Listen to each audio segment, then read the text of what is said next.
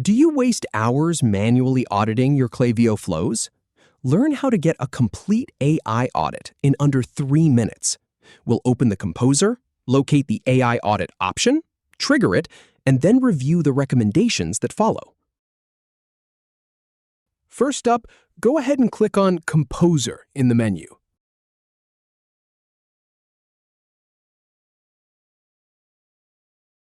Once you're in, look for the section called A Few Ideas to Get Started.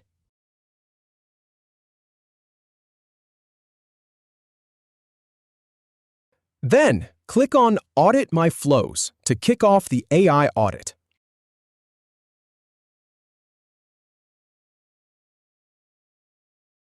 Just wait a moment while it loads the results for you.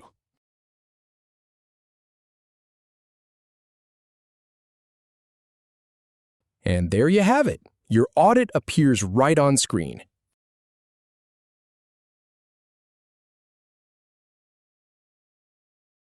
See recommendations below. If you have any feedback or if any info is inaccurate, please leave a comment below. We'll do our best to answer or redo the video if needed. Thanks for watching.